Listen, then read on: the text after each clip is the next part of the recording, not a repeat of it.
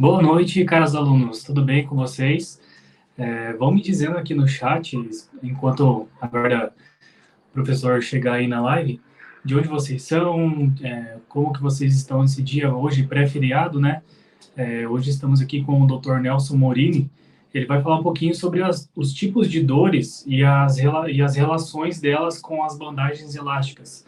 E mais um pouquinho, né, daqui a pouco, eu vou deixar um comentário fixado aqui do lado, para os fisioterapeutas que têm interesse em ingressar numa pós-graduação repleta de professores de renome, né, grande renome, e em uma faculdade com 23 anos de história, me chama nesse link. Eu tenho um desconto especial para vocês, fisioterapeutas, profissionais de educação física, que têm interesse numa pós-graduação voltada para fisioterapia esportiva. Que esse conteúdo aqui de hoje é só uma pincelada do que a gente vai ter na pós-graduação. Tenho certeza que a carreira de vocês vai mudar depois dessa pós-graduação e depois das aulas com todos os nossos professores. Agora eu passo a palavra para o Dr. Nelson e eu desejo a todos uma ótima aula. Olá, pessoal, boa noite. Boa noite. Bom, uma grande satisfação estar aqui com vocês no nosso pré-feriado. Feliz da vida em estar aqui, né, e poder conversar um pouquinho aqui com vocês a respeito de uma técnica, né, de um recurso terapêutico que eu utilizo já há mais de 20 anos. Mas antes de mais nada, eu gostaria de fazer alguns pequenos agradecimentos, que isso é extremamente necessário. Tá? Primeiro, primeiro, eu queria agradecer realmente ao professor Rodrigo Fenner, que fez esse convite. Não somente fez esse convite a mim para estar aqui no dia de hoje, mas também me fez o convite para estar junto a uma equipe de excepcionais profissionais da área da reabilitação e que estes muitos profissionais da reabilitação, estamos aí formando, então, um corpo docente para a realização dessa pós-graduação em fisioterapia esportiva. Eu vou estar falando do meu módulo, né? Vou estar falando da bandagem elástica em específico, mas tem outros tantos temas extremamente relevantes para a sua formação. Quero agradecer também a todos os colegas professores da Uniguaçu, os colegas professores desta pós-graduação específica e a você, em especial, que está aqui na noite de hoje, me acompanhando aqui essa transmissão. Eu fico muito agradecido por vocês estarem aqui, ok? Então, o tema que a gente traz hoje, aí eu vou fazer algumas abordagens, né? A relação da bandagem elástica, e vamos chamar esse recurso terapêutico de bandagem elástica, né, aos tipos de dores. E aí, na realidade, a minha tentativa é uma forma de separar um pouco o joio do trigo, vamos dizer assim. Para quem ainda não me conhece, sou Nelson Morini, sou fisioterapeuta, eu sou graduado já em fisioterapia já há 34 anos, já são 32 anos como professor de ensino superior, especialização, mestrado, doutorado, pós-doutorado, e eu quem tive a oportunidade de trazer este recurso bandagem elástica para o nosso país, né? E assim como para muitos países da América Latina. E com o passar dos anos, a gente acabou criando uma metodologia própria e que eu vou tentar falar um pouquinho também com vocês em relação a isso. Tá? Então, depois desta breve introdução, né, é muito importante salientar para todo mundo aqui que a dor, de uma maneira geral, leva o indivíduo a procurar alguma solução, quer seja uma solução com o médico, uma solução com algum remédio na farmácia, ou uma solução com o próprio profissional da área da reabilitação, como, por exemplo, o fisioterapeuta, e que as dores, e aí eu estou colocando a palavra no plural, de diferentes ordens, de diferentes tipos, elas podem interferir tanto positiva quanto negativamente no indivíduo e interferir, evidentemente, em diversos aspectos do sujeito, tais como estes aspectos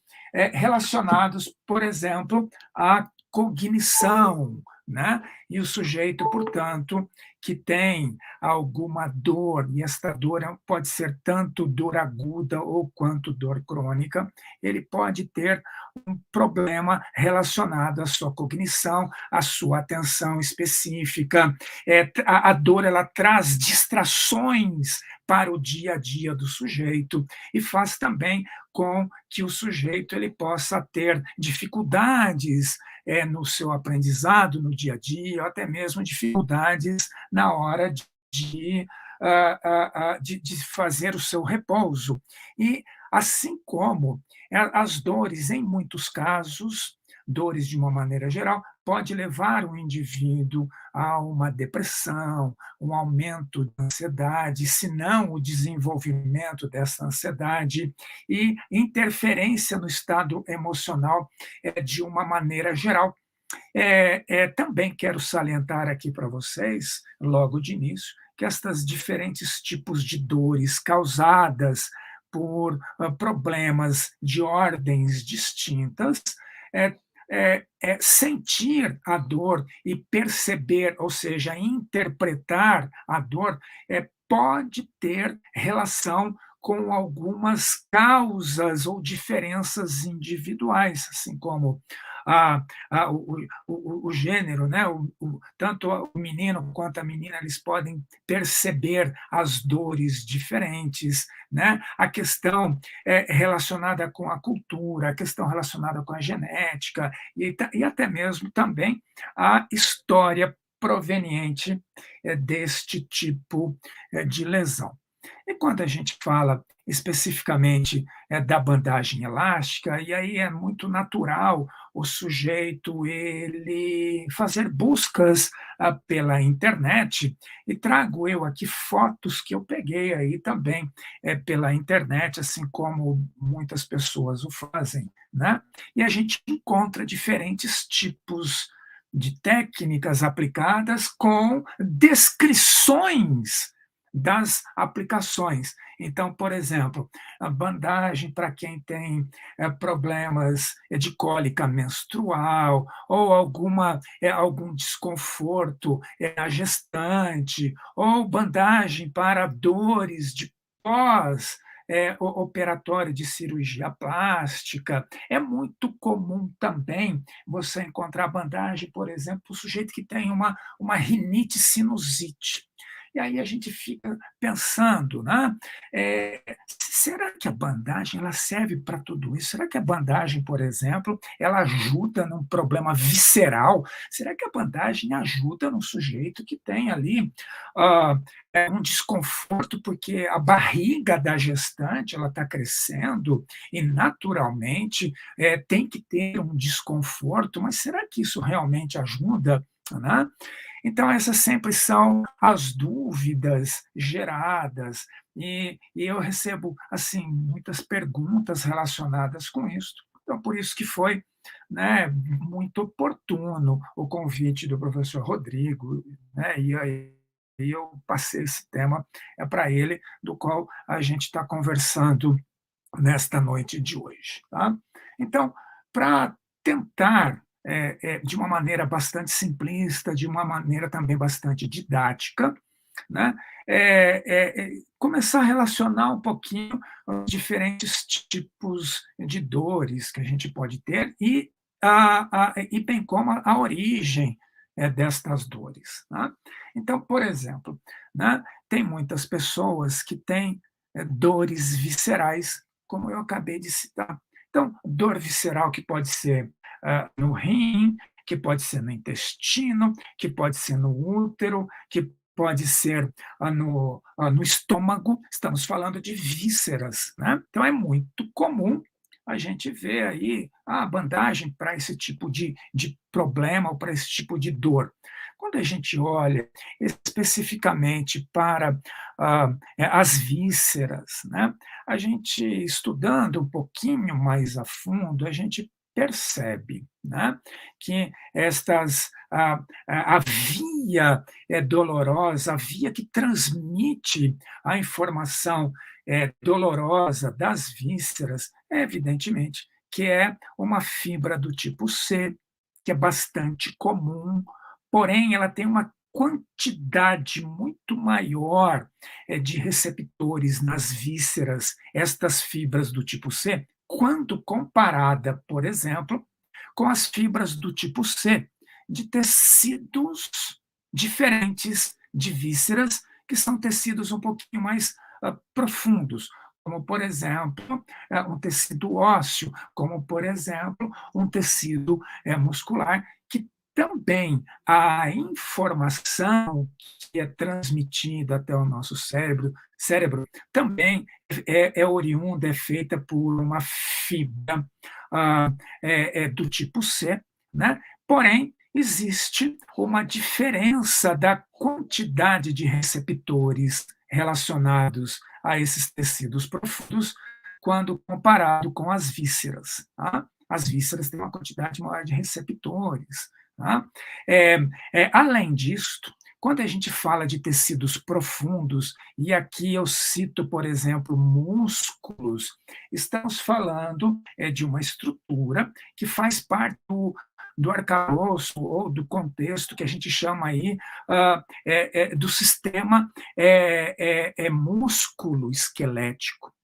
Então, a musculatura estriada, ela funciona diferente de uma musculatura lisa, como, por exemplo, as vísceras, quando comparado com a musculatura. Obviamente, né, a gente pode ter uma dor um tanto quanto mais superficial, aquela dor, né, oriunda ali na nossa pele e especificamente também ali no subcutâneo, que ela pode ali transmitir uma informação rápida ali para o nosso cérebro, assim como esta informação de dor ali na pele, uma injúria, por exemplo, na pele, ela também pode ser de uma maneira um tanto quanto lenta, porém, é importante eu destacar aqui de uma maneira didática, né, estas estruturas aqui, já colocando diferença para vocês. O tecido muscular estriado, esquelético, das vísceras, que é uma musculatura lisa. E quando a gente fala especificamente de um sujeito que tem uma dor visceral, né, nós estamos falando que o sujeito ele tem um caminho, uma via de informação sensorial de dor diferente da via sensorial de dor do músculo esquelético. Tá? Então, já dizendo para vocês que é impossível o sujeito ele ter uma dor numa víscera chamada estômago, e aí, por conta que o sujeito tem ali uma lesão química causada pelo suco gástrico, e a bandagem elástica ser aplicada para diminuir a dor desse sujeito. Já coloco para vocês que isto é impossível de acontecer. Assim como quando o sujeito ele tem um espasmo de uma musculatura lisa, por exemplo, uma cólica menstrual, com uma via de informação dolorosa, ela é diferente da musculatura estriada esquelética, né? Já aponto aqui para vocês também que existe uma certa incapacidade funcional, uma incapacidade mecânica, uma incapacidade física da bandagem elástica, né, auxiliar no sujeito nestas dores consideradas como dores visceral. Tá? Então, tecnicamente também e de uma maneira didática, trago eu aqui também mais uma pequena subdivisão, e nesta subdivisão trago aqui 3 maneiras da gente olhar para um sujeito que se refere ao componente dor, porque é muito simples o sujeito, procurar uma ajuda e dizer que está com uma dor, mas qual é o tipo da dor, qual é a etiologia desta dor, e esta dor é proveniente de qual sistema, que é bastante importante. Então, na teoria, aqui, subdividindo uma dor nociceptora ou uma dor inflamatória, de uma primeira ordem, né? De uma outra ordem, uma dor do tipo mista, e de uma terceira ordem aqui, e eu estou tentando colocar de uma maneira didática, uma dor neuropática. Também é muito comum eu receber perguntas de que o paciente ele tem lá, por exemplo, uma hérnia de disco, e esta hérnia de disco ela está comprimindo uma raiz nervosa, está comprimindo uma raiz espinhal. Tá? Ou seja, o sujeito ele tem lá uma dor chamada de dor neuropática. Qual é o motivo desse sujeito ele ter uma dor neuropática? Pelo exemplo que eu dei aqui agora, é uma hérnia de disco, há uma compressão desta raiz nervosa. Ou seja, utilizar uma bandagem elástica, né, para tentar diminuir esta compressão da raiz nervosa é humanamente impossível. Este é um tipo de dor, a dor neuropática, que a gente não utiliza a bandagem elástica, porque o resultado deste recurso terapêutico ele é extremamente insatisfatório, assim como o sujeito que ele tem uma dor de ordem central. Eu atendo alguns pacientes com comprometimentos neurológicos e alguns deles têm uma dor que a gente a considera como dor medular. E dor medular, na maior parte das vezes, o sujeito tem que tratar com morfina. O uso, por exemplo, de uma morfina não será a bandagem elástica que irá tratar este tipo de dor, considerada de dor neuropática. Existe aqui, portanto, nesta estrutura didática que eu estou apontando aqui para vocês, né, algumas outras origens, algumas outras etiologias para esta neuropática. Tá? Então, é baseado, né, na literatura, assim como baseado na nossa experiência clínica, que tipo de dor a bandagem pode nos auxiliar e nos auxiliar bastante, ter excelentes resultados, evidentemente. Né? Estamos falando, portanto, desta dor nociceptora ou uma dor inflamatória, que esta dor nociceptora ou dor inflamatória, ela pode ser ali uma tendinite, uma mialgia, um trauma articular, né? Uma dor de pós-operatório, o sujeito fez lá uma artroscopia, por exemplo. Então, este tipo de dor, aí eu vou classificar esse tipo de dor de uma maneira geral, genérica aqui, é de dor do sistema músculo-esquelético, eu aponto aqui neste slide que tem tudo a ver com o sistema somático. E se nós estamos falando do sistema somático, a via neural, os estímulos, o caminho neurofisiológico, né, ele é diferente, por exemplo, daqueles componentes da dor visceral ou dos problemas de ordem ali, oriunda de uma dor neuropática. Tá? Então, isto posto para vocês, aonde, para onde que deve chegar este estímulo doloroso. Então, o sujeito ele fez lá uma entorse de tornozelo, esta injúria, este problema inflamatório, ele deve chegar até onde? Deve chegar especificamente nestas duas partes aqui do nosso cérebro, chamadas de áreas 5 e 7 de Brodmann.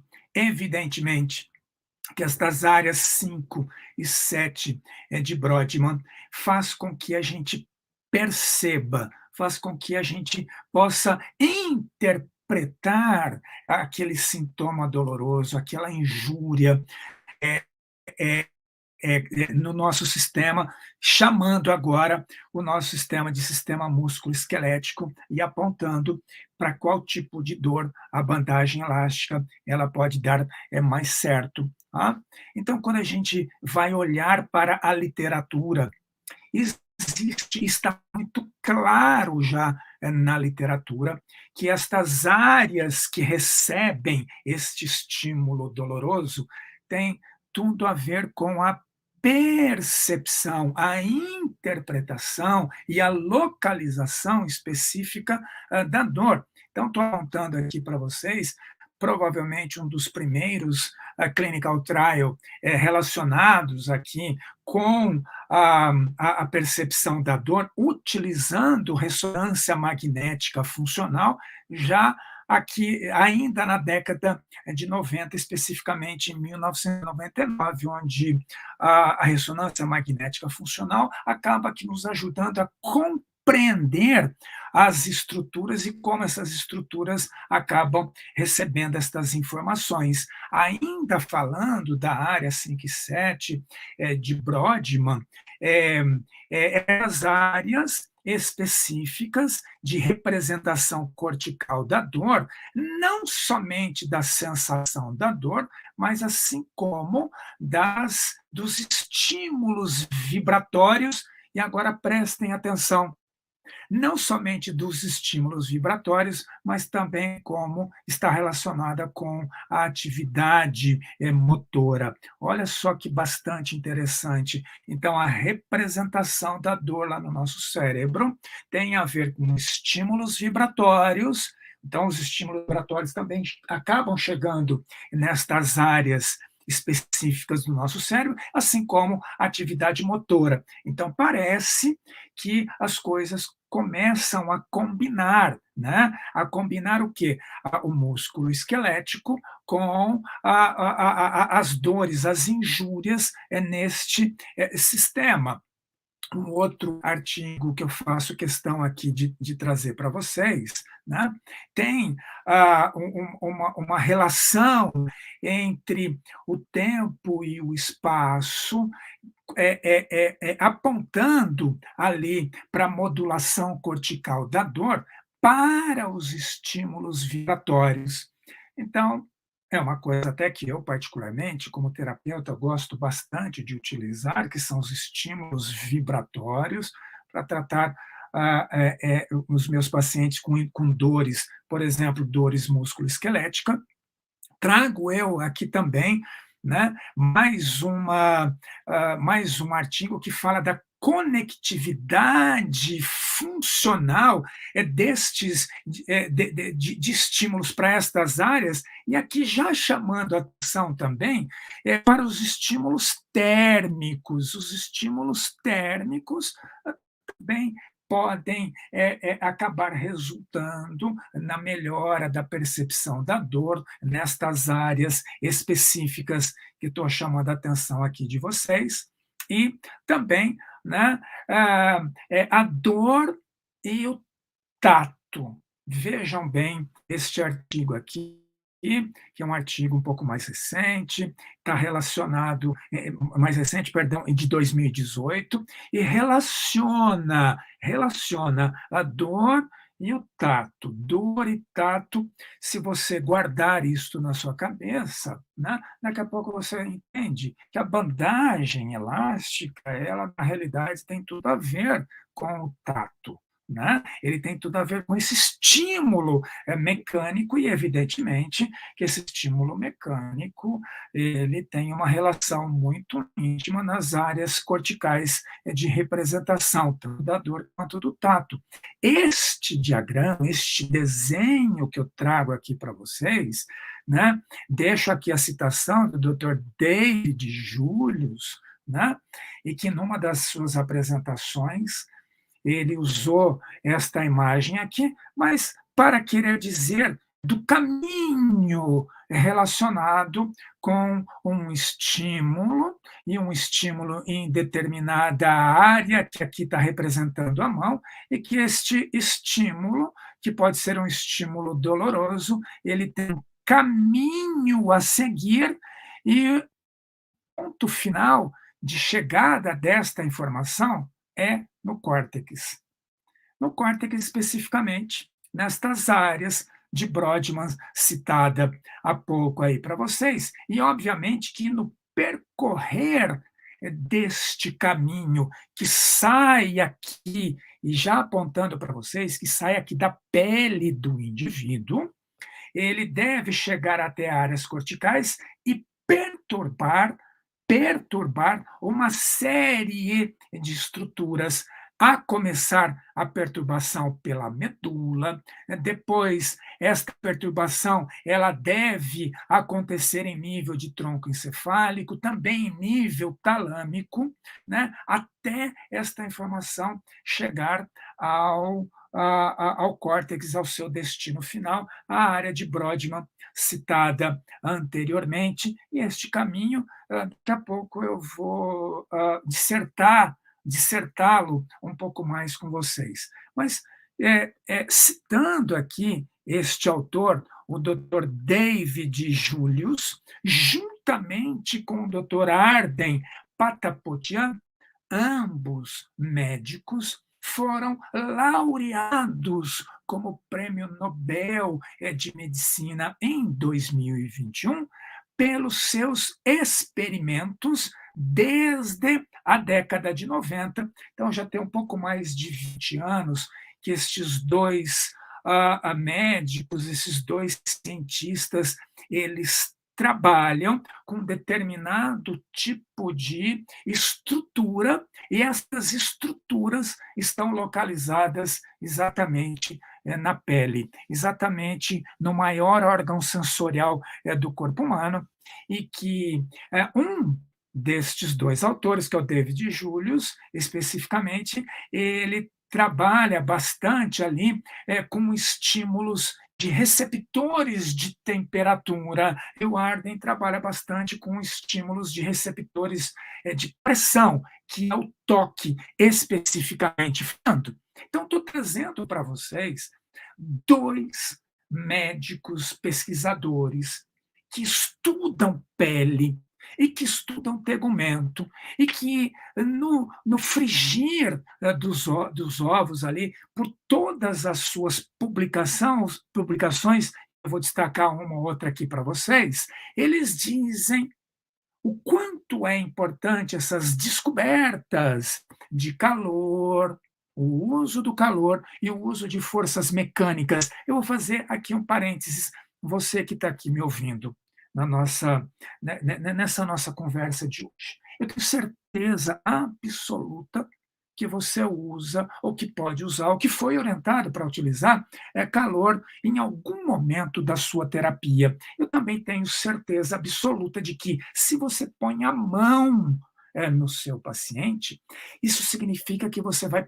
produzir com a sua mão uma força mecânica, e esta força mecânica, em princípio, é no maior órgão sensorial do corpo humano, e que tanto calor frio barra força mecânica, estes receptores podem iniciar estímulos nervosos de tal maneira que a gente possa entender, interpretar para uma melhor adaptação ao mundo. E continuam dizendo que este conhecimento, né, que eles trazem, e que trazem algumas novidades, e aí depois eu posso, caso você se interesse na leitura, a gente pode tentar, de alguma maneira, disponibilizar esses artigos para que vocês possam dar uma olhada, mas eles dizem que entender isto auxilia no tratamento de ampla gama de doença, incluindo a tal da dor crônica, que parece que a dor crônica também é um problema generalizado, né, é um problema que diversas pessoas trazem, no dia a dia. Então, citando aqui para vocês, né, um dos artigos em específico que o Artem Pataputian, ele trabalha basicamente com esses receptores mecânicos, ele, em suas descobertas, né, ele classificou 2 receptores mecânicos e que ele deu nome para esses 2 receptores mecânicos, o primeiro é chamado de piezo 1 e o segundo chamado de piezo 2, e que esses componentes, eles podem mecanicamente, por exemplo, por meio do tato, eles podem ativar os canais de sódio e potássio ali, e fazer uma transdução e uma condução desses estímulos elétricos, de tal sorte que eles possam chegar nestas áreas de referência. Em específico, este médico laureado como Prêmio Nobel de Medicina, ele diz também que em específico, piezo 2, ele é o melhor transdutor mecânico realizado por meios de força de toque em específico, e aí ele aponta já num terceiro artigo que esse piezo 2 é o principal mecano transdutor de canais para a propriocepção. E aí, queridos amigos, abro mais uma vez aqui aspas, né, ou uma chave, ou qualquer coisa parecida. Né? Esta palavra propriocepção é uma palavra extremamente mágica, né, que muitos de nós aprendemos na universidade, e a gente acaba utilizando essa palavra para tentar explicar inúmeras situações, para tentar explicar aquilo que o sujeito sabe, aquilo que ele tem como conhecimento, e algumas outras pessoas utilizam a palavra propriocepção para se referir principalmente àquelas coisas que ele não sabe. Então, ele diz: olha, eu estou fazendo propriocepção com o meu paciente e isto basta, né? Mas nós estamos aqui, eu estou aqui nessa noite de hoje, né, relacionando um receptor mecânico que está localizado na pele como um principal, um excepcional meio de informação da propriocepção. Da propriocepção. Olha só que bacana que eu estou falando. E, obviamente, isso tem a ver com bandagem. Aqui é um exemplo para vocês. Estamos avaliando um paciente. O paciente ele tem dor no ombro, uma dor musculoesquelética, tem uma dor no ombro esquerdo. Estamos avaliando, então, estamos pedindo para o paciente tirar a roupa, e aí a gente vê como é que ele tira. E neste caso aqui do vídeo, a gente está solicitando para o paciente colocar a camisa novamente. Então, observem quais são as estratégias que o sujeito adota para colocar uma roupa com dor no ombro. E esta dor no ombro é uma dor musculoesquelética, é uma tendinite, é uma lesão, é um processo inflamatório, é uma dor nociceptora.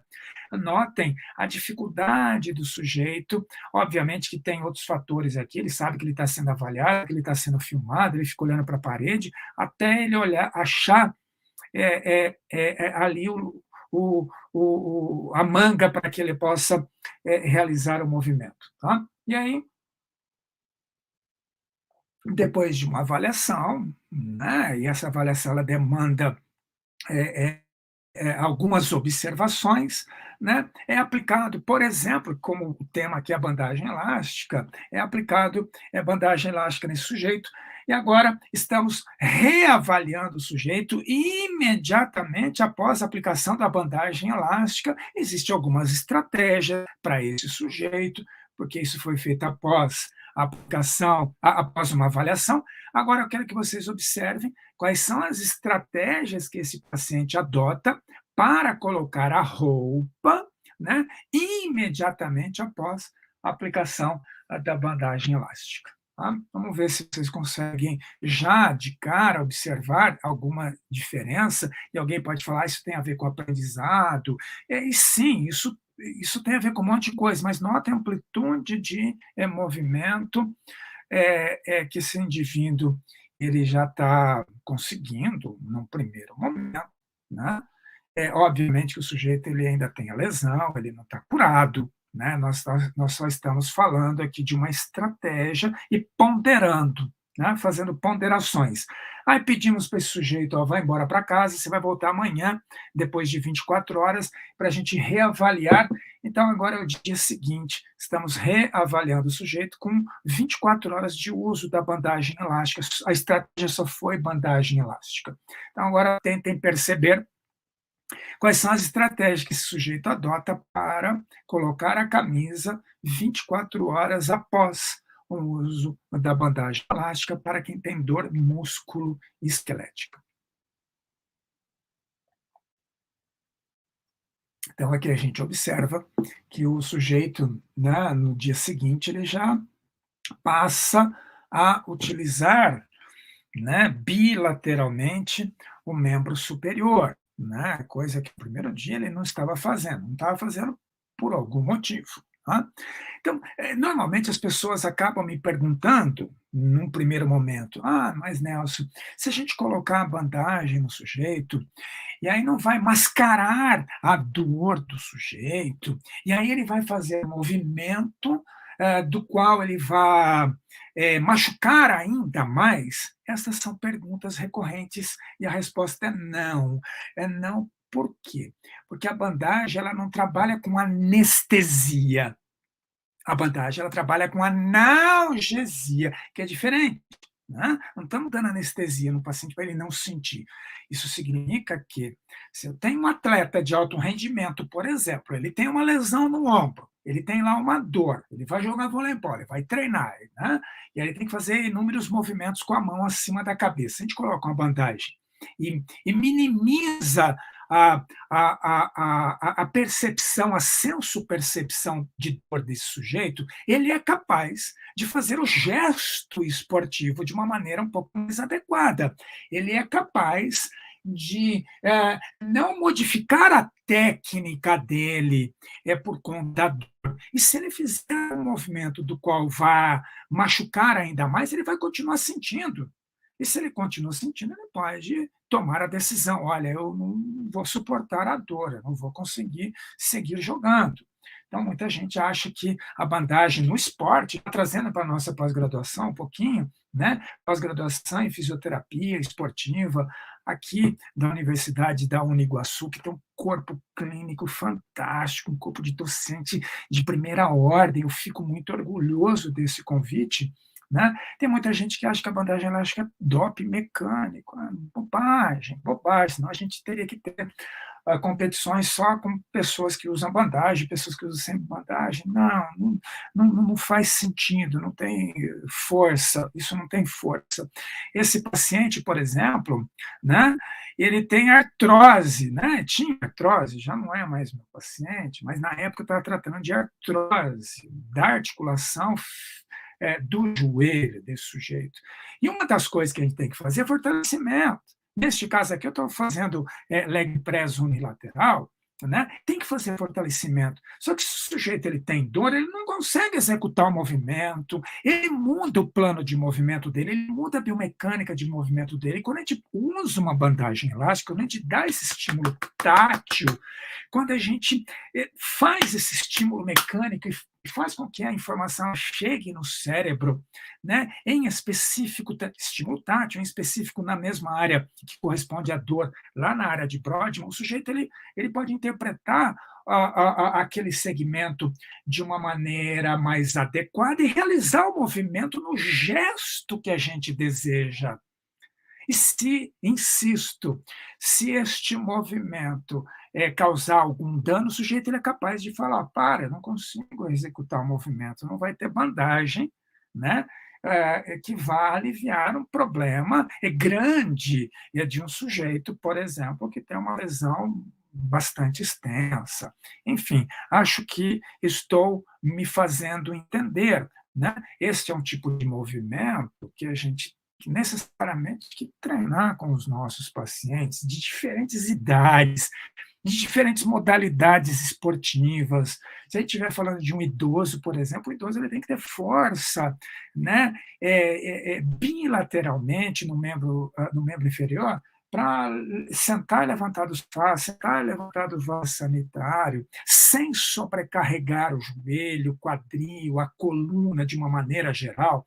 Então, mais uma vez, a bandagem está sempre presente ali nesses componentes de problemas músculo-esquelético.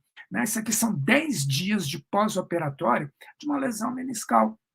O paciente ele não consegue fazer um movimento mais amplo do que este da fotografia da esquerda. Quando você coloca numa bandagem elástica, o sujeito ele passa a interpretar aqui a informação, a propriocepção, passa a ter uma organização sensorial um pouco mais adequada, ele é capaz de fazer o movimento também de uma maneira um pouco mais ampla, e trazendo, então, para aquilo que a gente faz, para aquilo que a gente sabe, aquilo que a gente estuda, que eu estudo isso há mais de 20 anos, eu faço isso diuturnamente. Para quem me conhece, sabe o quanto que eu me dedico a isto e o quanto também eu sou apaixonado por este tema,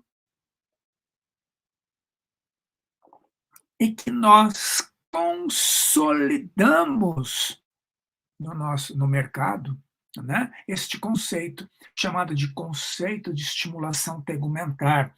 Isso eu tenho descrito, isso eu tenho registrado em Biblioteca Nacional do Rio de Janeiro, eu tenho INPI relacionado com isso, vamos assim, tenho artigos, livros publicados em relação a esse conceito que a gente, mais uma vez, a gente deu uma organizada melhor nessa situação e nós denominamos de conceito de estimulação tegumentar e utilizamos para o nosso método, e que o nosso método, que eu vou esmiuçar um pouco mais para você que vier aqui fazer o nosso curso de pós-graduação, né? É o nosso método, o método Therapy Tape, e a gente usa a bandagem elástica para estimular mecanicamente o maior órgão sensorial do corpo humano, que é a pele. E quando a gente olha para a pele de uma maneira, de uma visão um pouco mais ampliada, a pele ela tem que se adaptar a todos os movimentos, e a pele tem estruturas importantes, tais como o colágeno, que dá volume à pele, mas principalmente as fibras elásticas, que permitem aí a capacidade de deformação elástica desta estrutura chamada de tegumento. Tegumento significa a pele e os anexos que envolve esta estrutura, né? Estes rios vermelhos que a gente está vendo aí é a irrigação da pele, feita por capilares, e esses capilares eles estão no nosso subcutâneo. E quando a gente fala do subcutâneo, nós estamos falando da epiderme, da derme e desta terceira camada, que alguns autores não consideram como terceira camada, que é o subcutâneo, é exatamente onde a gente está localizado agora, com uma câmera com uma fibra ótica, né, ali no subcutâneo, que tem gordura, vaso sanguíneo. Este que vocês estão vendo aqui é um capilar que fica ali, né, bem próximo da segunda e da primeira camada, da derme e da epiderme, e também nestas regiões aí na derme e na epiderme a gente tem as terminações nervosas. Portanto, quando a gente bandagem elástica, eu costumo dizer que se a gente fala errado, a gente faz coisa errada, porque isso trata de conceito. Conceitos são coisas não palpáveis, conceitos são coisas que a gente deve entender. Então, de novo, se a gente fala errado, a gente faz coisas erradas. E a gente não usa bandagem no músculo, no tendão, na articulação, porque isso é um conceito errado. Né? A gente usa uma bandagem para os músculos, tendões e articulações. Então, trocado aqui a palavra no músculo para músculos, tendões e articulações, porque isso aqui é inclusivo. A palavra para significa inclusão. A gente inclui o maior órgão sensorial do corpo humano, e que eu já descrevi há pouco aqui, né, que existem ali canais importantes relacionados com a propriocepção, por exemplo. Tá? E a pele, portanto, ela tem uma intimidade muito grande com os tecidos que estão abaixo dela. E esta intimidade grande que tem ali a pele com os tecidos que estão abaixo dela tem a ver, número um, com a fáscia superficial, e número dois, tem a ver com a irrigação, e número três, tem a ver também com estas terminações nervosas, e que a bandagem, evidentemente, ela estimula os receptores mecânicos de uma maneira transversal na pele. Então, fisicamente, a bandagem elástica, ela produz uma força mecânica menor do que, por exemplo, aquelas bandagens que são aplicadas de uma maneira vertical, por exemplo, enrolando no segmento, que são bandagens que também são mais rígidas e que elas apertam o segmento de uma maneira vertical e elas produzem, portanto, uma força muito maior quando comparado com a bandagem elástica, que produz uma força transversal na pele. Tá? E nós estamos falando especificamente de alguns receptores mecânicos localizados na nossa pele. Né? Estão aqui citados estes receptores, e que vejam só, né? Inervações dos tendões, né? Ela é fornecida por nervos da musculatura propriamente dita, e também a inervação dos tendões ela é feita por pequenos fascículos de nervos cutâneos. Então, a pele ela tem uma íntima relação com as estruturas que estão nela abaixo, e sempre a gente acaba tendo que medir a bandagem para a gente aplicar sobre a área que a gente quer estimular, que chamamos no nosso método de ponto A B, e a bandagem nós a consideramos como um emissor de estímulo, e a pele é um campo receptor de estímulo. E a orientação que o nosso método Therapy-Tapping preconiza é o de utilizar a bandagem durante 24 horas por dia, o tempo que for necessário, em falando da dor, até a dor pelo menos baixar para um nível de escala variável analógica abaixo de 3. Né? Então, é sempre importante a gente estar passando escalas de dores. Existem algumas escalas de dores, a mais comum, a mais frequentemente utilizada é a EVA. Né? Então, a gente preconiza o uso da bandagem elástica para as dores musculoesqueléticas, até quando a dor estiver acima de 3 nessa escala. Quando tiver de 3 para baixo, já não se faz mais tanto necessário. Mas aí, se você me perguntar de uma maneira um pouco mais íntima, vamos dizer assim, qual é a relação da bandagem com o sistema nervoso central, porque eu citei ali, por exemplo, né, que esta informação ela tem que chegar lá no córtex. E aí eu digo para vocês que a pele ela tem uma íntima relação com o sistema nervoso central desde, pelo menos, o 18º dia de vida intrauterina. Ou seja, a menina ainda nem sabe que está grávida.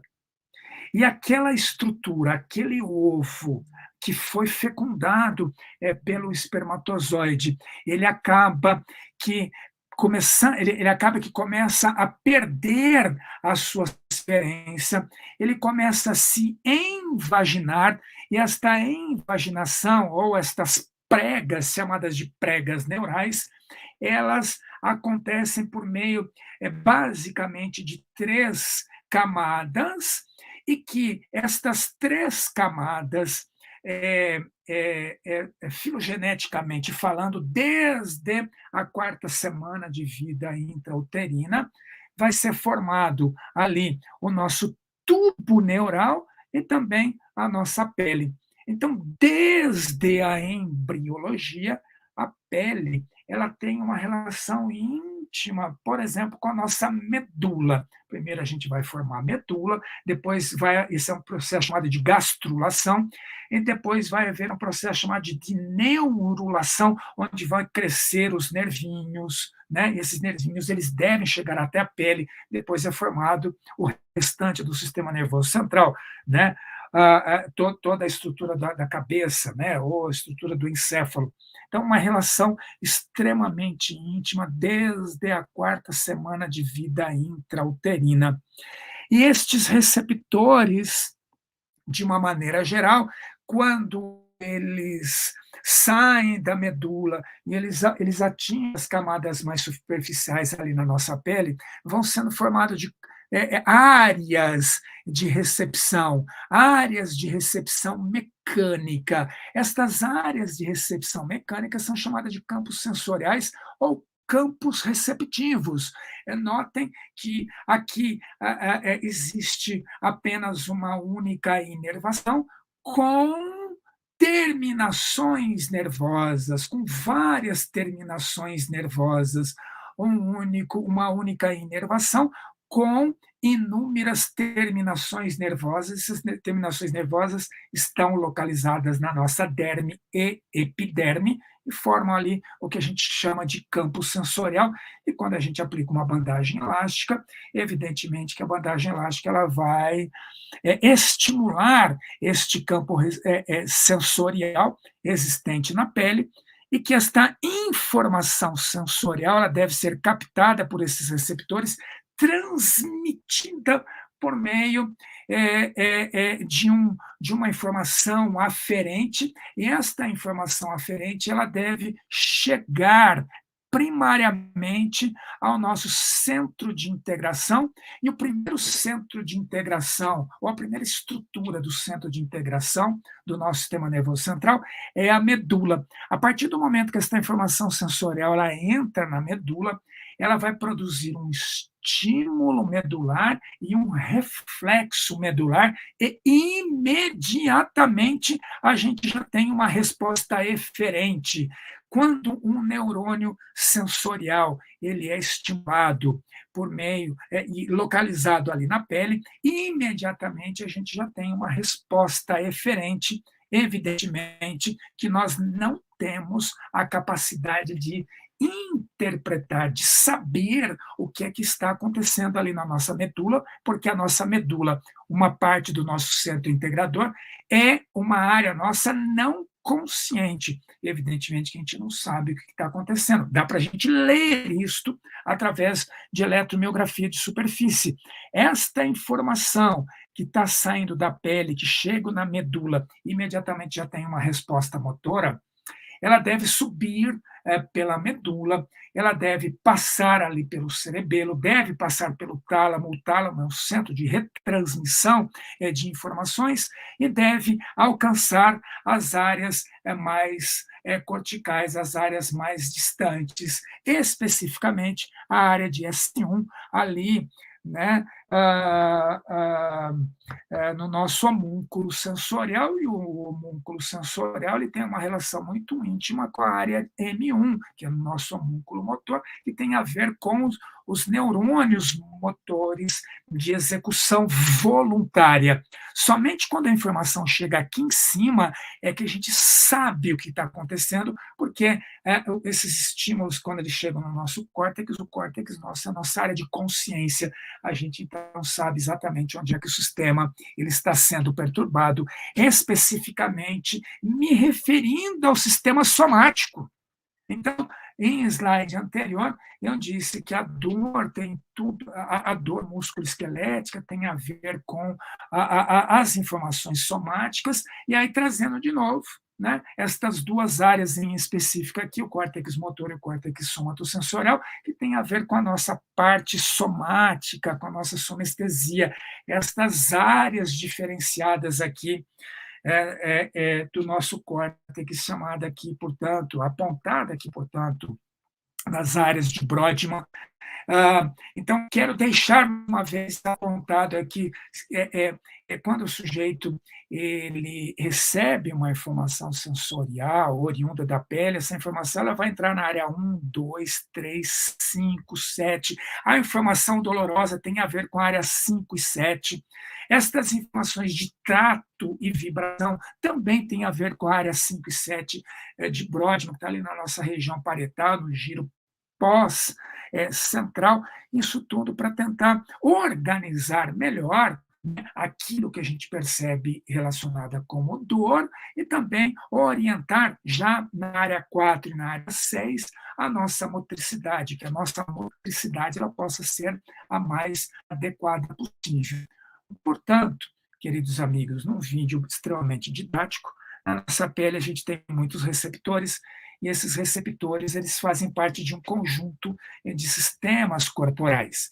Existem receptores localizados um pouco mais acima, nossa epiderme, e existem esses receptores mecânicos localizados um pouco mais abaixo, na derme. Cada um destes receptores possui morfologias diferentes, portanto, tato, pressão, vibração, que eles podem captar e transmitir. Todas as vezes que a gente pressiona a pele, esse estímulo ele é captado, ele é transmitido por uma via neural, esta informação tem que chegar na medula, subir até as áreas corticais, e ali a gente tentar, nas áreas corticais, a gente tentar reorganizar toda esta nossa estrutura.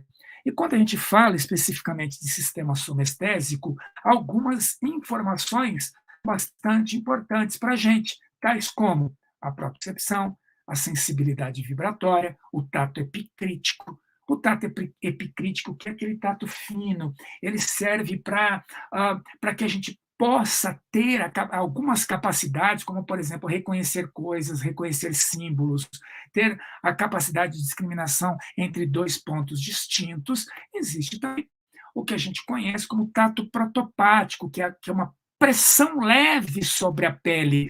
Tem também a dor, que é a nocicepção, já relatada anteriormente, tem a dor aguda, tem a dor crônica, e também a sensibilidade térmica, que é a termocepção. Anotem que aqui em verde, trago eu aqui para vocês o tato protopático, que é uma pressão leve, mais a sensibilidade térmica, já citando mais uma vez aqueles dois médicos que foram laureados aí como Prêmio Nobel de Medicina, porque um trabalhava com sensibilidade térmica e outro trabalhava com a pressão leve, e que esses sistemas eles fazem parte que essas vias fazem parte de sistemas diferentes, mas estas vias de informações são bastante semelhantes. E quando a gente usa uma bandagem elástica, basicamente a gente está utilizando a via do sistema protopático, e que a via do sistema protopático, evidentemente, está relacionada com a dor, a temperatura e a pressão. Olha onde que nós chegamos. Em vias do sistema protopático, dor, temperatura e pressão. Pressão pode ser feita com a sua mão, e pressão pode ser feita com a bandagem elástica. E dor, né, que é aquilo que a gente tenta tratar, a dor musculoesquelética. Então, mais uma vez, orientando vocês aqui, que aqui a gente tem um campo receptivo, uma área de pele inervada por várias terminações nervosas, e que estas várias terminações nervosas são constituídas de uma única inervação, né? Quando a gente aplica ali uma bandagem elástica, a gente produz esse estímulo mecânico. E esse estímulo mecânico, evidentemente, ele tem um caminho a seguir. Quando a gente toca a pele, esta informação sensorial necessariamente tem que passar por um primeiro neurônio que está fora da medula, num gânglio espinhal. Esta informação sensorial, ela continua o seu trajeto, entra pelo corpo exterior da medula e vai fazer conexão com o segundo neurônio que está na medula. Esta informação do tato, pressão, vibração, ela acaba aqui cruzando o H medular e saindo da substância cinzenta e indo para uma área bastante específica ali da nossa coluna, chamada de trato espinotalâmico, como está localizado na região anterior, né? O trato espinotalâmico anterior, que fica, portanto, na parte de substância branca da nossa medula.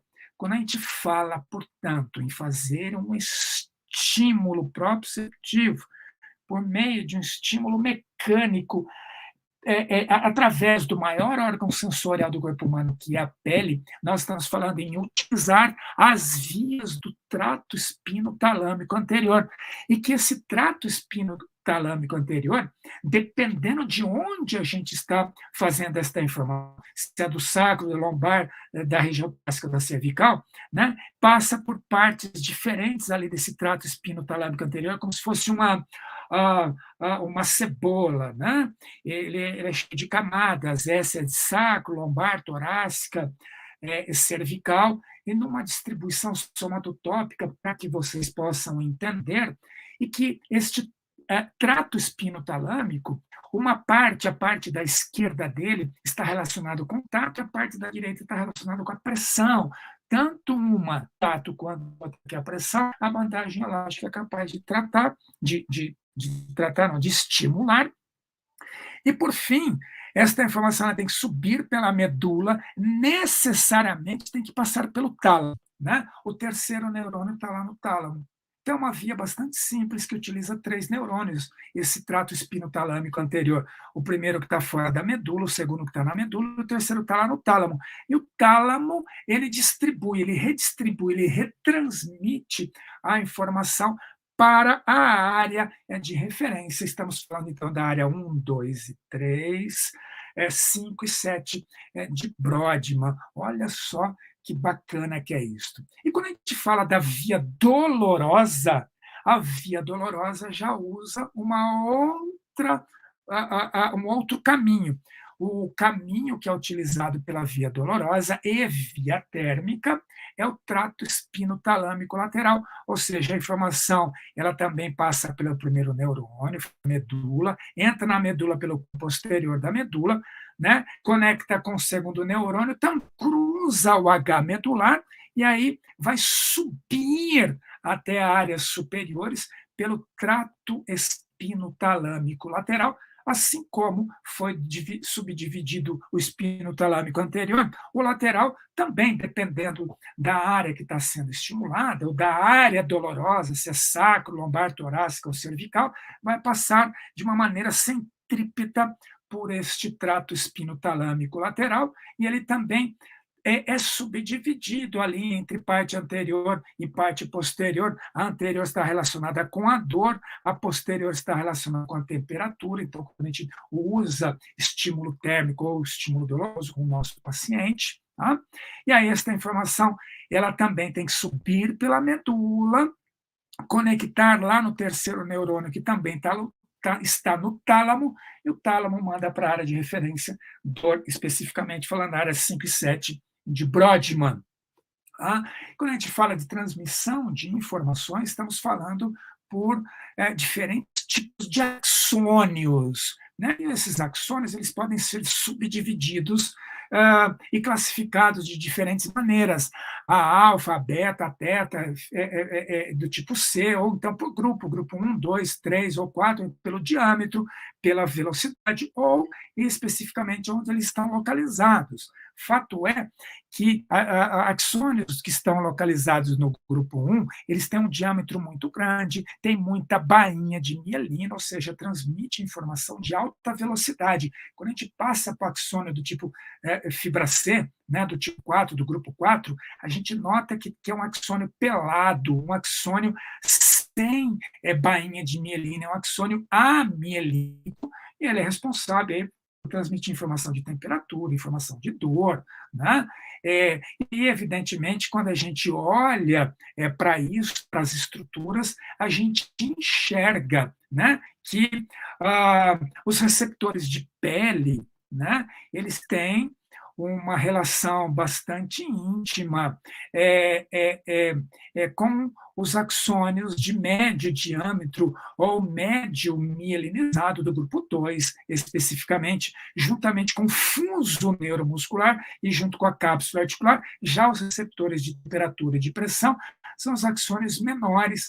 E aí, quando a gente fala de velocidade de informação, os axônios que têm menos bainha de mielina transmite a informação de uma maneira mais lenta para o cérebro, quando comparado com os axônios que têm bastante bainha de mielina, que a informação ela é muito mais rápida. Portanto, uma vez que a gente sabe o caminho do estímulo tátil e o caminho do estímulo da via dolorosa, né? Um trato espinotalâmico anterior, outro trato espinotalâmico lateral, né?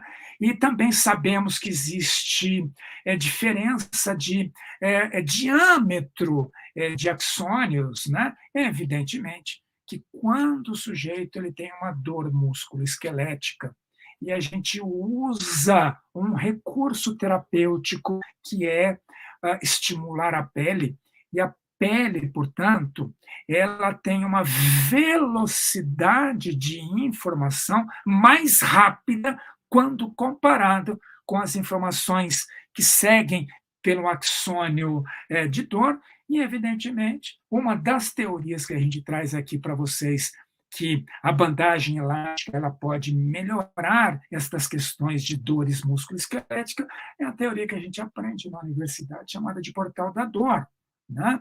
E que quando o sujeito ele tem uma atividade de dor, né, tanto dor rápida quanto dor lenta, isso acaba que abrindo esse sistema de comportas. Já mostro para vocês onde é que está localizado esse sistema de comportas, né, e que essas atividades das fibras dos receptores que estão localizados na pele, que corresponde aos estímulos de toque, acabam que fechando esta comporta. Então, existe uma relação, né, entre a dor que quer abrir o sistema e que quer fazer com que a gente interprete bastante esse estímulo doloroso, e tem os estímulos de toque, quando acaba que fechando essas possibilidades aí, esse sistema de porta que está ali na nossa medula, né? E como a informação da pele ela chega mais rápida lá no nosso cérebro, a ideia é de que a gente possa interpretar mais a informação da pele quando comparado com a informação da dor. Algo como assim, que quando a gente dá uma canelada, né, a primeira coisa que a gente faz é pôr a mão e esfregar, porque intuitivamente a gente estimula um receptor mecânico, que é de toque, que leva uma informação mais rápida para o nosso cérebro quando comparado com a informação da dor.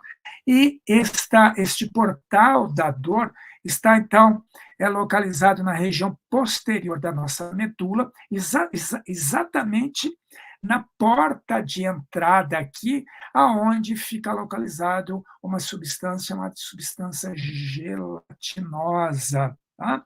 Existe outra teoria também, né, que é a teoria do contra-irritante, né, e que esta teoria, chamada teoria do contra-irritante, ela pode, portanto, estimular a liberação de uma substância chamada de endorfina e fazer com que a gente interprete menos aquela dor musculoesquelética e não estamos falando de dor visceral, não estamos falando de dor medular, não estamos falando de dor neurogênica, nós estamos falando de dor especificamente músculo-esquelética. Então, esse diagrama aqui, né, apresentado já para vocês, embora tenham caminhos diferentes, chegam em áreas bastante distintas ali no nosso cérebro.